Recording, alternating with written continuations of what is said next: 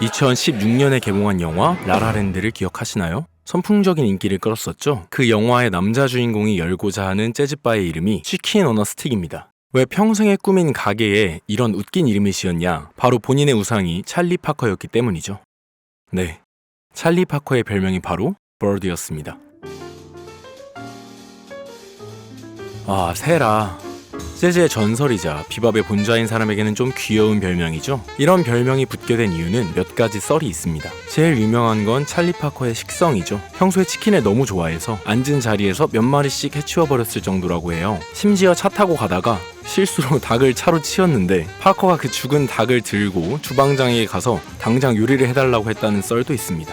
아니면 찰리 파커의 어마어마한 속주가 마치 새의 비행을 연상시킬 정도라 버드라고 불렸다는 얘기도 있고요.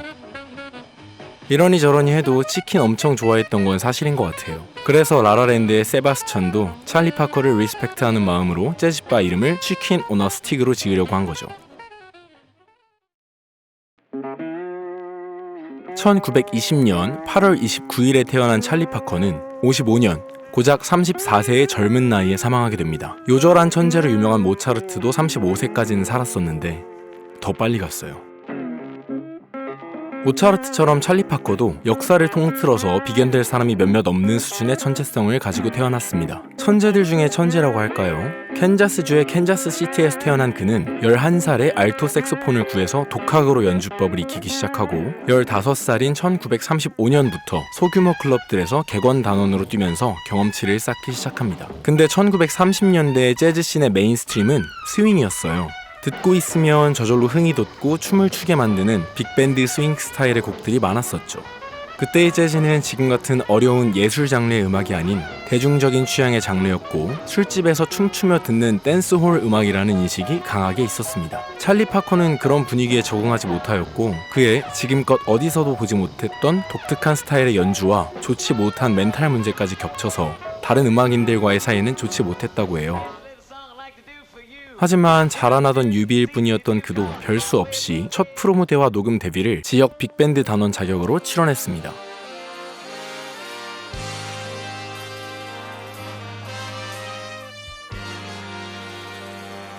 이때가 1937년, 파커가 고작 17살이던 시절인데 이때부터 이미 몰핀, 헤로인을 비롯한 마약에 쩔어 살기 시작하면서 멤버들과의 사이가 매우 좋지 않았습니다. 여러모로 남들보다 빠르셨던 분이죠. 1939년 19세가 된 찰리는 뉴욕으로 건너가서 드디어 재즈 음악의 거장으로서의 삶을 꽃피우기 시작하지는 못하고 설거지맨이 되었습니다. 그 유명한 맨해튼 할렘에 위치한 사보이 볼룸 클럽에서 말이죠. 설거지맨의 삶은 물론 고달팠지만 찰리는 그곳에서 당시 레스토랑에 정기 출연하던 전설적인 피아니스트 아트 테이텀의 연주를 귀동냥에 들으면서 큰 충격을 받게 됩니다. 그리고 그 경험은 추후 그의 전매 특허로 자리하게 되는 미친 속도의 아르페지오 속주와 잦은 코드 변환에 큰 영향을 끼쳤죠.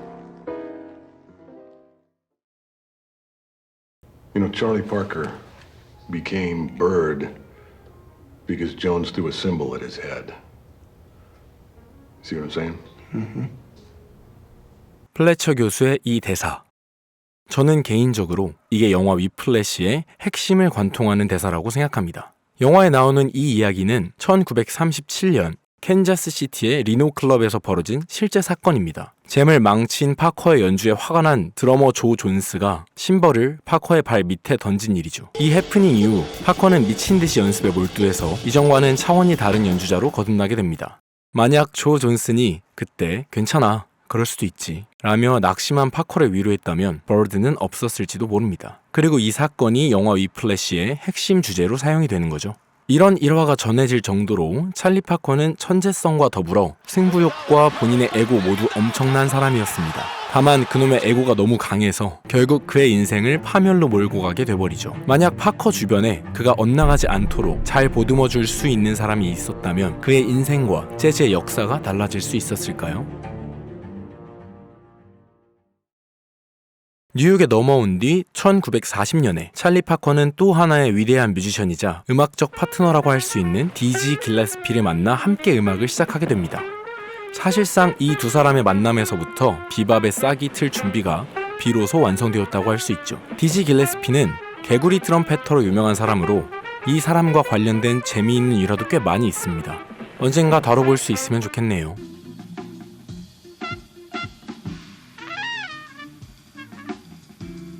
찰리 파커와 디지 길레스피는 처음에는 정규 공연 시간이 끝난 뒤에 하는 소규모 잼 세션을 통해 활동하기 시작했습니다. 하지만 낭중지출하고 그들의 뛰어난 실력은 곧 입소문을 타게 되었고 2차 세계대전 후반기였던 1944년부터 공식 그룹 활동으로 전환하게 되면서 재즈 애호가들 뿐 아니라 일반 대중들에게도 어필하기 시작하였습니다. 이들의 음악은 춤추기에 적합한 그루브와 달달한 멜로디를 강점으로 삼았던 스윙, 빅밴드 팬들에게는 춤공갱을 선사하기에 충분했고 엄청난 논쟁을 유발하게 되었습니다.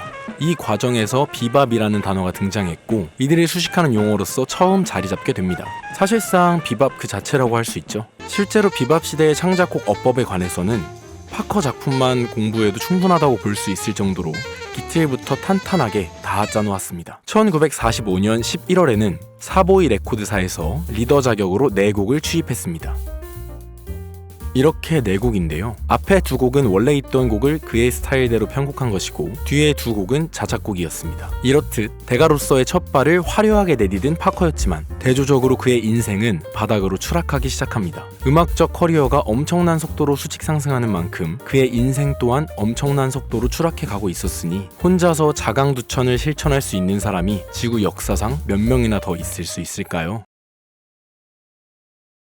마약에 이미 너무나도 깊게 중독된 파커는 잦은 지각으로 공연 일정에 차질을 빚고 1946년 7월에 있던 서부 순회 공연에서는 기차 싹 빠져 마약을 사는 데에 써버려서 뉴욕으로 돌아가지도 못했습니다. 결국 호텔에서 만취 상태로 담배를 태우다가 매트리스를 태워먹고 완전 벌거벗은 채로 돌아다니는 등의 진상짓을 저지르다 체포되었고 정신병원에 6개월간 수용되게 됩니다.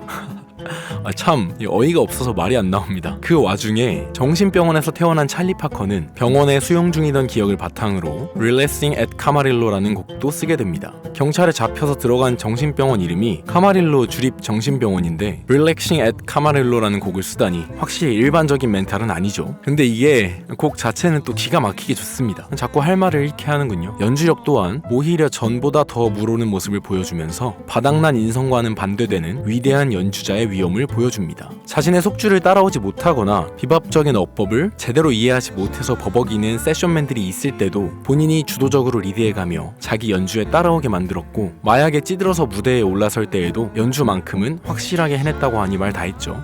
1953년 5월 13일 캐나다 토론토의 메시홀에서 디지 길레스피, 피아니스트 버드 파웰, 드러머 맥스 로치, 베이시스트 찰스 밍거스와 함께 퀸텟을 꾸려 공연을 했습니다. 해당 공연에 실황 음반이 남아있는데 비밥 한정 역사상 전무후무한 최고의 실황 음반이라는 엄청난 평가를 받고 있는 앨범이죠. 이 시절의 찰리 파커는 음악계 전반적으로 거의 신에 가까운 추앙을 받았습니다. 인간성도 최악인데다가 호불호가 심한 비밥을 주력으로 하는 아티스트임에도 불구하고 이런 대접을 받은 걸 보면 천재성 하나는 신이 내려주신 게 맞는가 싶습니다. 하지만 약점이 있다면 정규 음악 교육을 받지 못했다는 점이었는데 악보를 읽지도 쓰지도 못해서 좋은 멜로디가 떠오르면 체보가 가능한 아무 동료의 집에 찾아가서 색소폰을 불면서 받아 적으라고 했다 합니다. 특히 디지 길레스피가 착실하게 악보 셔틀 역할을 해주었기 때문에 파커의 많은 작품들이 탄생할 수 있었죠.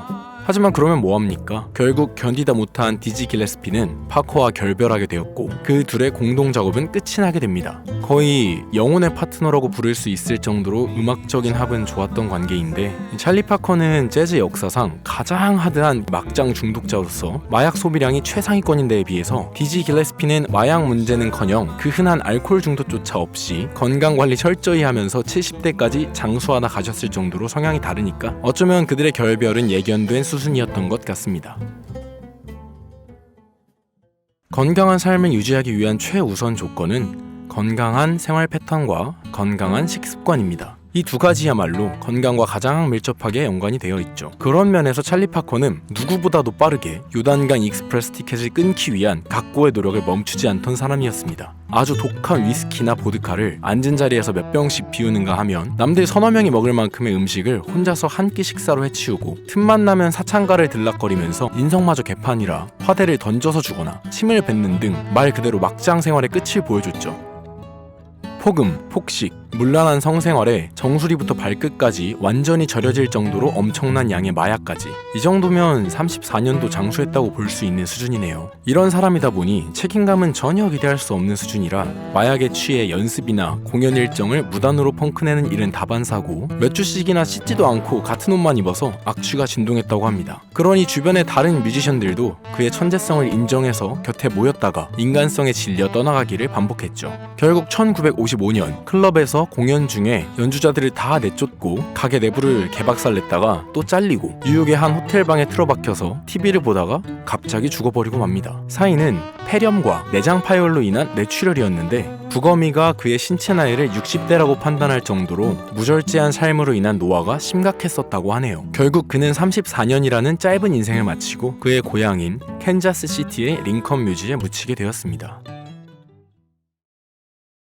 살아있을 적의 그는 인간성 때문에 많은 사람들에게 멸시를 받았지만 죽고 난 뒤에 그가 남기고 간 업적들은 수십 년의 세월이 흐른 뒤인 지금도 재즈계에서 추앙받고 있습니다. 뉴욕에서는 매년 8월에 찰리 파커 재즈 페스티벌이 열리고 있고 찰리 파커의 자작곡들 중 거의 대부분이 리얼북의 스탠다드 재즈로 올라와서 전 세계의 수많은 시공간들 속에서 무한하게 연주되고 감상되어지고 있습니다. 그를 위한 헌정 공연, 앨범 제작, 리믹스 등은 지난 몇십 년간 끊인 적이 없고 앞으로도 마찬가지일 겁니다. 고작 34년이라는 짧은 시간 동안 영원불멸한 업적을 남기고 떠나간 찰리 파커. 어쩌면 그는 재즈라는 음악을 스텝업 시키고 싶었던 어떤 신이 잠시 세상에 내려두었다가 금방 회수해간 신의 편린이 아니었을까요?